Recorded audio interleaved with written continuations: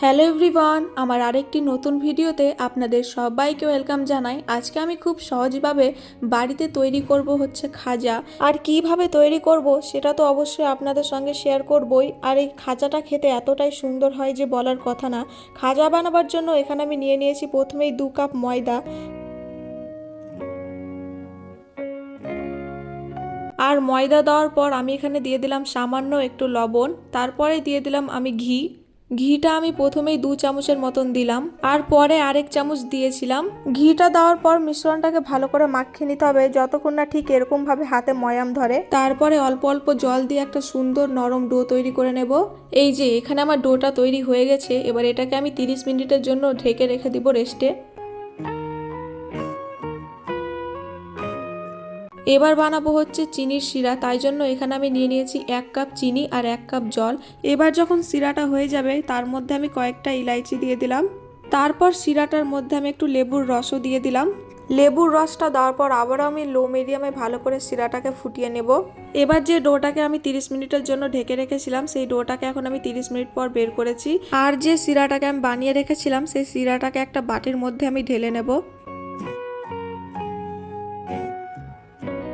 এবার খাজাটা লেয়ার করার জন্য এখানে আমি একটা বাটির মধ্যে 2 চামচ চালের আটা দিয়েছি আর 2 চামচ ঘি দিয়েছি। এবার এটাকে ভালো করে মিক্স করে নিতে হবে।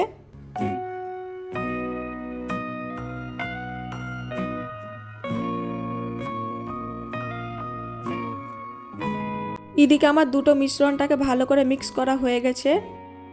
আর এইদিকে আমি লেয়ার করার ভিডিওটা করতেই ভুলে গেছি। তো এখানে দেখো প্রথমে আমি রুটির মতো করে বেলে নিয়েছিলাম। তার মধ্যে আমি যে চালের আটা আর ওই ঘিয়ের মিশ্রণটা বানিয়ে রেখেছিলাম সেটাই তার রুটির ওপরে একটু করে দিতে হবে, তার মধ্যে আরেকটা রুটি দিতে হবে। এরকম করে 5টা লেয়ার তৈরি করতে হবে। তারপর খুব সাবধানে এরকম করে কেটে নিতে হবে। তোমরা দেখতেই পাচ্ছ কত সুন্দর লেয়ার হয়েছে। এবার তোমরা যেরকম করে দেখছো আঙ্গুলে একটু চিপে নিতে হবে, তারপর হালকা হাতে বেলনা দিয়ে ভালো করে একটু বেলে নিতে হবে।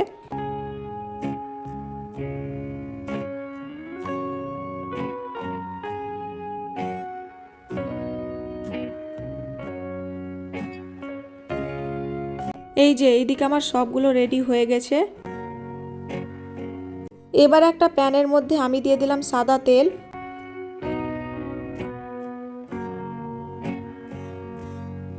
এবার যখন তেলগুলো অল্প একটু গরম হয়ে যাবে তখন খাজাগুলো দিয়ে দিতে হবে। এখানে আমি খাজাগুলো দিয়ে দিলাম। এবার লো মিডিয়ামে খাজাগুলোকে আমি ভালো করে ভেজে নেব।